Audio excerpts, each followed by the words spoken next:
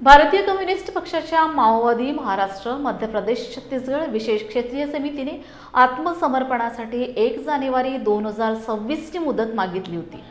प्रवक्ता अनंत यांनी या संदर्भात 27 नोव्हेंबरला पत्रक जारी केले होते, पण त्यापूर्वीच महाराष्ट्र, मध्य प्रदेश, छत्तीसगड विशेष क्षेत्रीय समितीचा प्रवक्ता अनंत याच्यासह दरेकसा दलमच्या 11 जहाल नक्षलवाद्यांनी रात्री गोंदिया पोलिसांसमोर आत्मसमर्पण केले।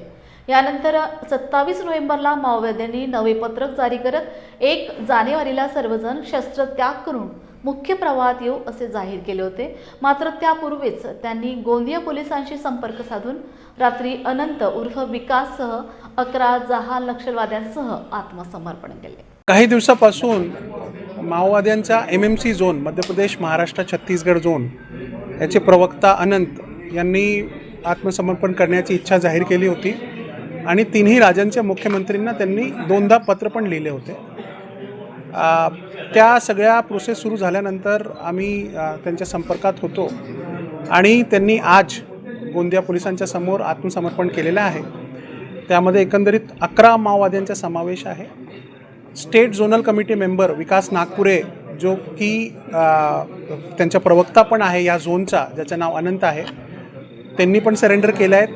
प्लस 2 DVC, 4 ACM आणि 4 इतर दलम सदस्यांनी सरेंडर केलेलं आहे। या सर्वांवर महाराष्ट्र शासनाचे एकंदरीत 89 लाखाची बक्षीस या सर्वांवर होती।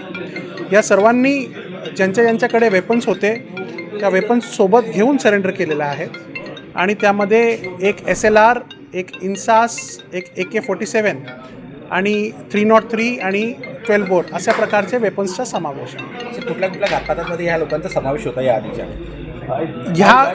ह्या संपूर्ण एरियामध्ये, हे जुने माओवादी आहे, या संपूर्ण एरियामध्ये घडलेल्या बऱ्याचशा घटनांमध्ये यांचा सहभाग आहे।